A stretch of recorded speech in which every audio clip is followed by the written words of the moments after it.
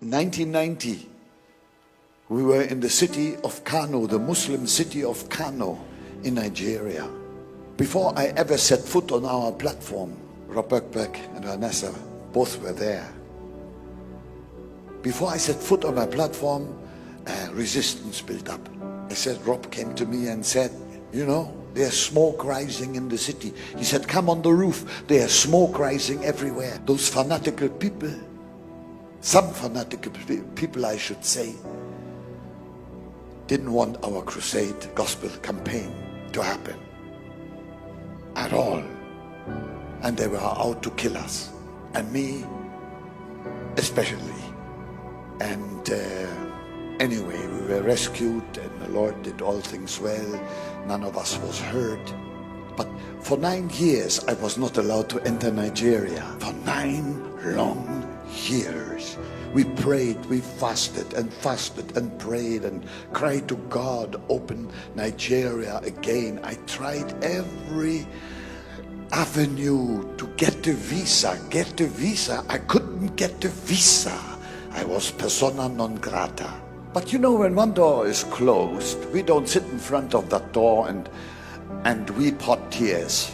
Because if one is closed, 1,000 others are open. And after all, Jesus said, go into all the world. Isn't it? So we went to another country and many other countries. We came to the country of Benin, French speaking. Benin. I was there in the city of Cotonou in the Sheraton Hotel that afternoon when suddenly the phone rang and somebody said to me, the former president of this country would like to meet you, Mathieu Kérékou. I said, it's impossible. I've never met him, but I read about him. He is a communist, he is an atheist, declared atheist, and I'm a hot evangelist. No, he's asking to meet you, please. I said, I'm coming. I put my New Testament into my pocket. Peter Vandenberg and I, we went to his house. When I arrived there, he was outside to greet us. And he said to me, Reverend Bonnke, I saw your videos. And when I heard that you are in the country, I decided to call you because I want to get saved properly.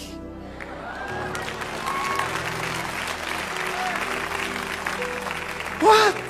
I never heard anybody say you wanted to get saved properly. So we went into the house, I took my New Testament out and I started to preach the gospel properly. And when I came out about 1 or 2 hours later, Jesus had saved him and his wife properly. Was amazing. But he was an ex-president. I said to Peter, what a pity, he is an ex. A year later, I come back to West Africa, to Benin.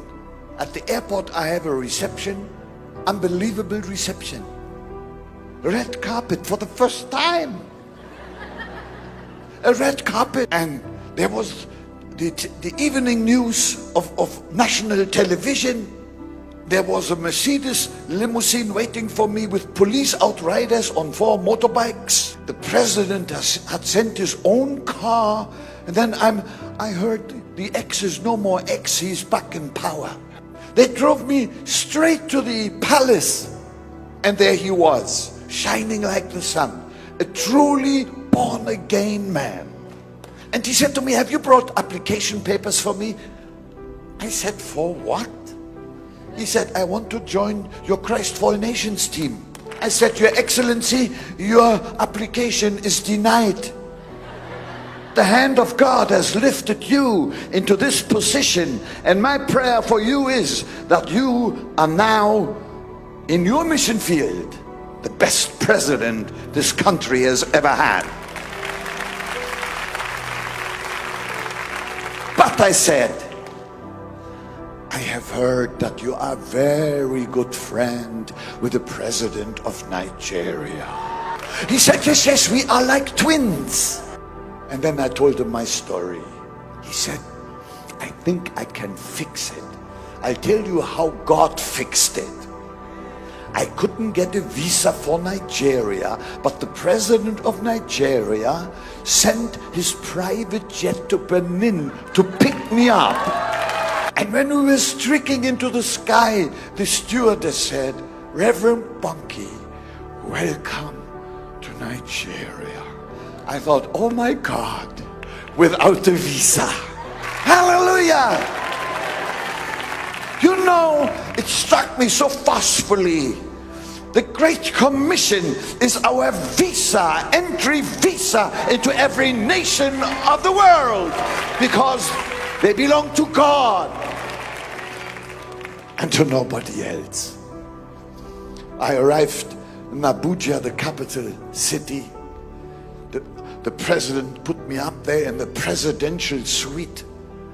Fabulous. I'd never been in such a luxury suite. At the main bed was a big red button. Thank God I don't press red buttons. But I see how afraid these people are. And then they sent a huge stretched limousine to take me to the palace. When I arrived there, I was ushered into that hall where the head of state was sitting. He chased everybody out. He wanted to be alone with the man of God. I said, please allow my two brothers to be with me here as well. And I was prayed up. I tell you, I was prayed up. Man, I was prayed up. I wanted the visa before I was now. And I told him the whole story. I said, I would love to come back to your country because I must preach the gospel of Jesus Christ. I have never incited people against any religion. I just preach Christ crucified and risen from the dead. I said, you can send observers to tell you whether I am insulting others. I don't. Because you don't fight darkness with fists. You just strike a light. And Jesus is that light. You see, don't fight it with fists. He said to me, Mr. Bonnke, you are most welcome to come back. I need no observers because I was the general in charge to put down the riots in Kano 9 years ago.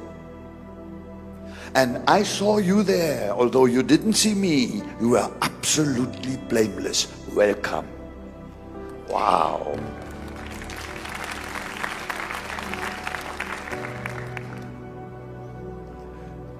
I was so glad. I went out, I was introduced to the chief of staff there. Chief of staff, I knew his name immediately. He was that granite wall that kept me out of Nigeria for 9 long years. And he came to me and said, Mr. Bonnke, where have you been for so long? I thought, I didn't say it, but I thought in my heart, you old hypocrite.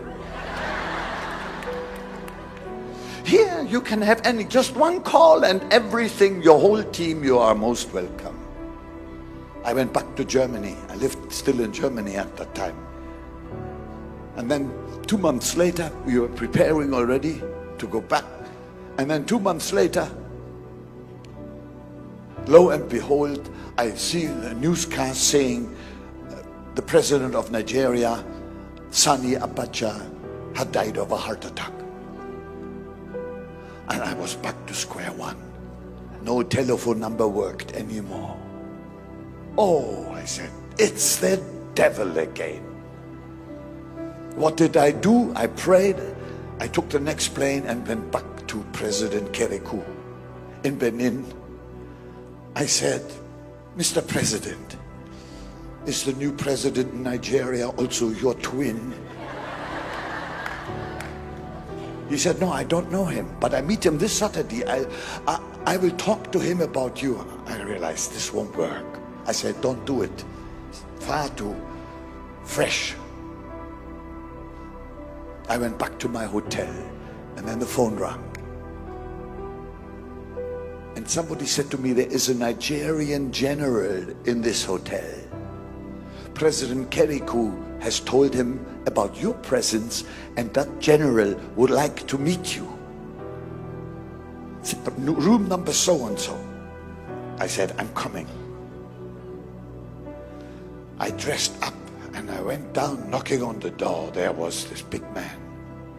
Pulled me in. He said, Reverend Bonnke, I read your books. I saw your videos. I'm so happy to meet you. I say, Mr. General, I need a visa. Can you help me with a visa? I told him the whole story. He said, no, you have to go through the government. But he said, in case you're not successful, I give you my cell phone number. And he wrote it on a napkin. I put the napkin right here.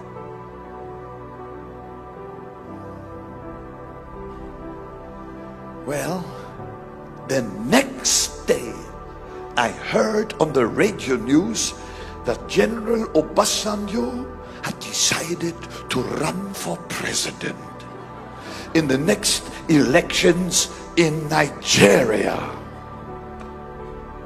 I fell on my knees and I started to pray. I said, Lord, let Obasanjo win, and Bonnke is in. He won with 64%, got the number out of my pocket. I dialed the number. Obasanjo speaking. I said, Your Excellency, President-elect, congratulations, when can I come? All with one breath. He said, immediately. I said, I'm on my way. It sounds like a fairy story, but this is exactly how it happened. And then, when we came back, our first crusade in Nigeria, I had no clue how many people would come. I had been 9 years away, and I walked up those stairs from behind, and I looked. There was a crowd already of 400,000 people.